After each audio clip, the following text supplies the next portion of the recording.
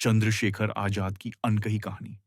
एक क्रांतिकारी की अमर गाथा। सन 1906। भारत गुलामी की जंजीरों में जकड़ा हुआ था।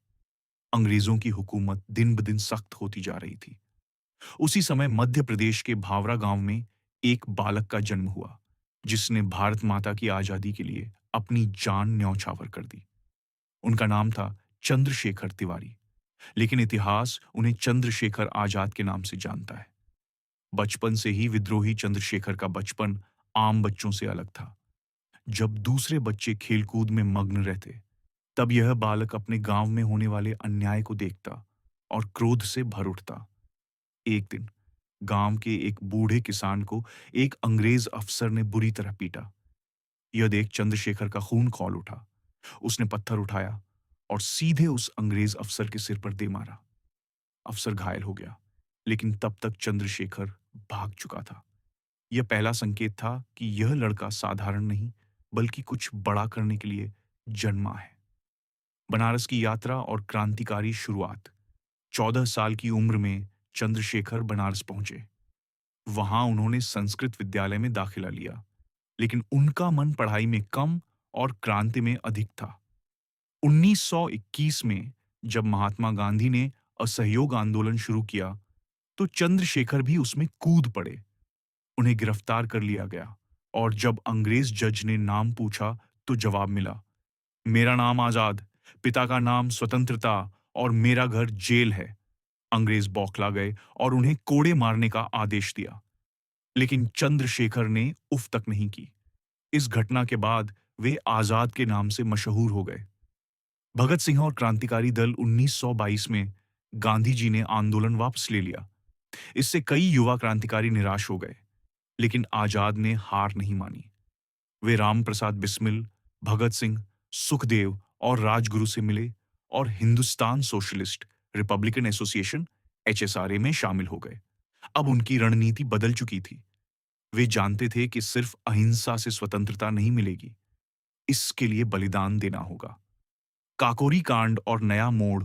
1925 में क्रांतिकारियों ने काकोरी ट्रेन डकैती को अंजाम दिया। इस डकैती का मकसद था अंग्रेजों का खजाना लूटकर क्रांतिकारी गतिविधियों के लिए धन जुटाना। लेकिन जल्द ही पुलिस ने राम प्रसाद बिस्मिल और अशफाक उल्ला खान सहित कई क्रांतिकारियों को पकड़ लिया। आजाद को भी पकड़ने के लिए पुलिस ने कड़ी मशक्कत की, लेकिन वे जंगलों में छिपकर बच निकले। इसके बाद वे और अधिक सतर्क हो गए और भगत सिंह के साथ मिलकर अंग्रेजों के खिलाफ रणनीति बनाने लगे। सैंडर्स की हत्या और चंद्रशेखर की चतुराई। 1928 में जब साइमन कमीशन के विरोध में लाला लाजपत राय पर लाठियां बरसाई गईं और उनकी मृत्यु हो गई, तो क्रांतिकारी भड़क उठे। भगत सिंह, राजगुरु और आजाद ने मिलकर जेपी सैंडर्स की हत्या कर दी। इसके बाद पुलिस ने चारों तरफ नाकाबंदी कर दी, लेकिन आजाद की चतुराई के आगे वे असफल रहे। एक बार वे बनारस में छिपे थे। पुलिस को उनके वहां होने की भनक लगी, तो चारों तरफ से घेराबंदी कर ली गई, लेकिन आजाद एक साधु के भेष में वहां से निकल गए। अंतिम युद्ध। इलाहाबाद का अल्फ्रेड पार्क, 27 फरवरी 1931। यह दिन भारतीय इतिहास में अमर हो गया। इलाहाबाद के अल्फ्रेड पार्क में आजाद अपने साथी सुखदेव राज के साथ बैठे थे। अचानक पुलिस ने उन्हें घेर लिया। गोलीबारी शुरू हो गई। आजाद ने बहादुरी से मोर्चा संभाला। उन्होंने कई पुलिस वालों को ढेर कर दिया, लेकिन जब उनके पास आखिरी गोली बची, तो उन्होंने सोचा, मैं अंग्रेजों के हाथ नहीं आऊंगा। उन्होंने अपनी आखिरी गोली खुद को मार ली और हमेशा के लिए आजाद रह गए। आजाद का रहस्य और लोगों की भावनाएं आज भी। अल्फ्रेड पार्क, अब चंद्रशेखर आजाद पार्क में लोग उनकी वीरता को याद करते हैं। कुछ लोग कहते हैं कि उस दिन जब पुलिस ने पार्क को चारों ओर से घेरा, तब एक साधु ने उन्हें वहां से भाग निकलने का गुप्त रास्ता बताया था, लेकिन आजाद ने मना कर दिया, क्योंकि वे अपने साथियों को धोखा नहीं देना चाहते थे। कुछ बुजुर्गों की माने तो जब आजाद की मृत्यु हुई, तब भी उनके चेहरे पर एक मुस्कान थी, जैसे वे कह रहे हों, मैं मर सकता हूं, लेकिन कभी गुलाम नहीं बनूंगा। निष्कर्ष।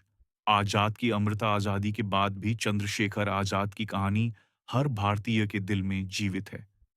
वे सिर्फ एक क्रांतिकारी नहीं, बल्कि स्वतंत्रता के प्रतीक हैं। उनकी कहानी हमें याद दिलाती है कि आज़ादी की कीमत क्या होती है और हमें इसे बनाए रखने के लिए हमेशा तैयार रहना चाहिए।